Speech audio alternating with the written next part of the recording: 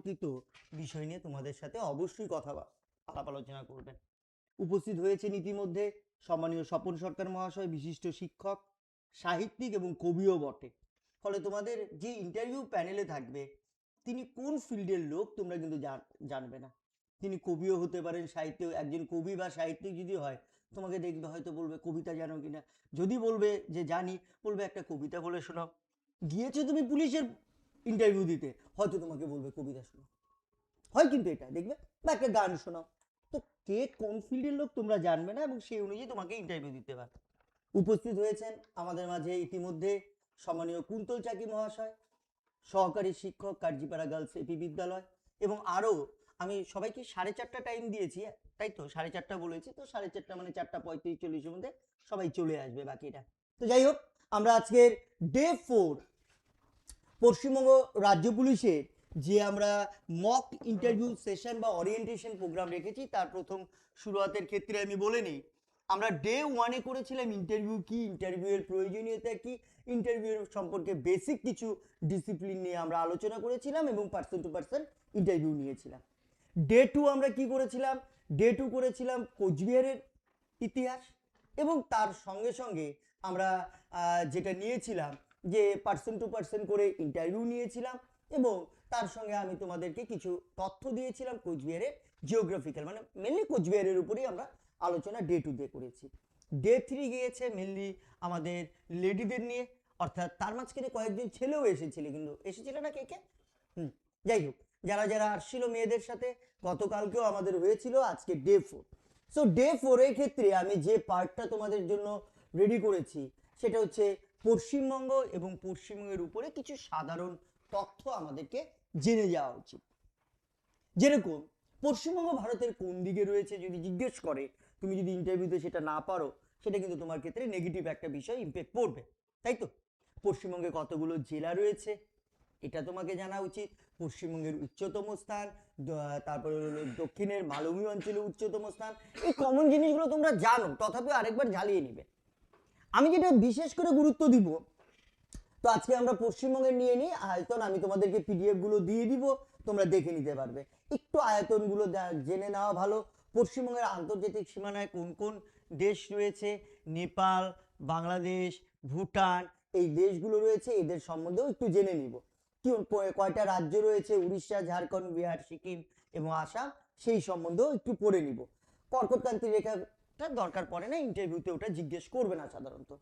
ইন্টারভিউতে জিজ্ঞেস করার মধ্যে যে ভূপ্রাকৃতিগতভাবে পশ্চিমবঙ্গকে ক ভাগে ভাগ করা যায়, জিজ্ঞেস করতে পারে যে তোমার কোন সাবজেক্ট ভালো লাগে, তুমি যদি বলে ফেলো আমার ভূগোল ভালো লাগে, তখন জিজ্ঞেস করতেই পারে যে পশ্চিমবঙ্গে ভূপ্রাকৃতিকে কটি ভাগে ভাগ করা যায়, উত্তরে পার্বত্য অঞ্চল, দক্ষিণের মালভূমি অঞ্চল, পশ্চিমের মালভূমি অঞ্চল এবং গাঙ্গেয় সহায় অঞ্চল, সাধারণভাবে একদম বেসিক কনসেপ্টের উপরে দেওয়া রয়েছে, তোমাদের ডিটেলসের ব্যাপার নেই কোনো কিছু। কয়েকটি নদ নদী, আমাদের উত্তরবঙ্গের কয়েকটি নদ নদী, দক্ষিণবঙ্গের কয়েকটি নদ নদী, জোয়ারের জলে পুষ্ট নদ নদী, এই জিনিসগুলো কিন্তু বা মালভূমি অঞ্চলের নদ নদীগুলো একটু দেখতে হবে। তোমাদেরকে পিকপিটা দিয়ে দিব মোবাইলে, তোমরা একটু বিষয়টাকে দেখে নিবে। জলবায়ু, আমরা জানি ভারতবর্ষের জলবায়ু কি ক্রান্তীয় মৌসুমী প্রকৃতির, সো পশ্চিমবঙ্গের জলবায়ু কিন্তু ক্রান্তীয় মৌসুমী প্রকৃতির। তো সেই ক্ষেত্রে কোন কোন ঝড় আছে বলতে পারে যে বৈশাখ মাস আর কয়েকদিন পরে তো গরমকাল পড়বে, গল্পের ছলে বলো তো দেখি যে বিকেলবেলায় ঝড়টা আসে সেই ঝড়টার নাম কি। তো এরকম কমন কিছু কথা তোমাদেরকে জিজ্ঞেস করতে পারে। তো এভাবে দেওয়া রয়েছে। মৃত্তিকা ফিত্তিকার বিষয়গুলো দেখবে, যেরকম খনিজ সম্পদের ক্ষেত্রে তোমার রানীগঞ্জের কয়লা খনি, এর উপরে কিন্তু ধরতে পারে যে রানীগঞ্জ কিসের জন্য বিখ্যাত, হ্যাঁ, বক্রেশ্বর কিসের জন্য বিখ্যাত, কয়েকটি প্রমিনেন্ট জায়গা নিয়ে রাখবে। আমি তোমাদের যে জিনিসটা ভালো করে দেখে যেতে বলবো সেটা হচ্ছে পশ্চিমবঙ্গের প্রশাসনিক বিভাগ। কটি প্রশাসনিক ভাগে ভাগ করা যায় পশ্চিমবঙ্গকে, এবং কোন বিভাগে কোন জেলা রয়েছে এটা কিন্তু একটু ভালো করে পড়ে যাবে, বুঝতে পেরেছো? তো সেই সম্বন্ধে আমি তথ্য দিয়ে দিয়েছি। প্রেসিডেন্সি বিভাগ, বর্ধমান বিভাগ, জলপাইগুড়ি বিভাগ, মালদা এবং মেদিনীপুর বিভাগ, তাই তো। কোন বিভাগে কটি জেলা রয়েছে একটু কিন্তু নজর দিয়ে যাবে এবং আমি তথ্য তোমাদের দিয়ে দিয়েছি। পশ্চিমবঙ্গের রাজ্য পশু সবাই জানো, রাজ্য পাখি, রাজ্য ফুল, এগুলো কমন জিনিস, যে জিনিসটা ধরলে তুমি যদি না পারো সেটা কিন্তু তোমার উপরে নেগেটিভ ইম্প্যাক্ট আসবে। কথাটা বুঝতে পারলে? আজকে কথার কথা কোনো একটা টাফ কোশ্চেন কিছু ধরলো, সাবজেক্টের ভিতর থেকে কিছু ধরলো, কেউ বললে আমার ইংরেজি অনার্স, তোমাকে ইংরেজি অনার্সের ভিতর থেকে ধরলো, তুমি পারলে না, সেটা কিন্তু অতটা নেগেটিভ ইম্প্যাক্ট পড়বে না ইন্টারভিউর ক্ষেত্রে, কারণ তোমার পার্সোনালিটিকে জাজ করবে, তোমার নলেজ জাজমেন্ট হবে না। নলেজ অলরেডি তুমি শো করেছো তোমার রিটেন এক্সামে, তাই তো? তো কিন্তু কিছু কিছু কমন কোশ্চেন যেগুলো থাকবে সেই প্রশ্নগুলো আমাদের জানা উচিত, আমি সেই সম্বন্ধে তথ্যগুলো তোমাদেরকে দিয়ে দিয়েছি। যাই হোক, আরেকটা জিনিস তোমরা যেটা জেনে যাবে অবশ্যই, প্রত্যেকটি জেলা এবং তার সদর দপ্তর, এখানের মধ্যে যে কেউ কারো না কারো ভাগ্যে দেখবে ইন্টারভিউতে কিন্তু এটা পড়ে দিবে, বলে দিবে যে দক্ষিণ দিনাজপুর, বলো তো এর সদর দপ্তর কি? তো কমন ইসে রয়েছে, আমি তথ্যগুলো তোমাদেরকে দিয়ে দিচ্ছি, তোমরা একটু দেখে নিয়ে পড়ে যাবে। যেগুলো জেলার নামে সদর দপ্তর রয়েছে, যেমন কোচবিহার সদর দপ্তর কোচবিহারি, আলিপুর আলিপুরি, তো যেগুলো নামে রয়েছে সেগুলোতে কোনো প্রবলেম নেই। যেগুলো এক্সেপশনাল রয়েছে, যেরকম ইসে তোমার যদি আমি বলি যে নদিয়া, নদিয়ার কি রয়েছে? নদিয়ার কি? কৃষ্ণনগর। কেন আমি একটু স্পিডে বলছি, কারণ পশ্চিমবঙ্গ, এরপরে ভারত, তারপরে ইন্টারভিউ স্টার্ট করব, আর একদিনে তো আর পশ্চিমবঙ্গ বুঝিয়ে ফেলানোটা সম্ভব না। তো কমন জিনিসগুলোকে একটু স্পিডে তোমাদেরকে হাইলাইট করে দিচ্ছি।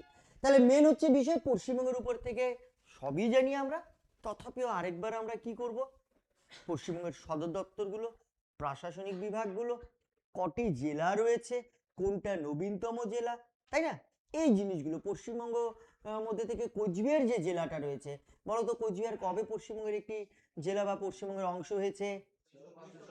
1950 সালে। পশ্চিমবঙ্গের কনস্টিটিউয়েন্সি অ্যাসেম্বলি কত, লোকসভা কত নাম্বার? হুম, পশ্চিমবঙ্গের যে পশ্চিমবঙ্গের মধ্যে মানে আমাদের যে কোচবিহার, কোচবিহার লোকসভা কেন্দ্রটি কত নং?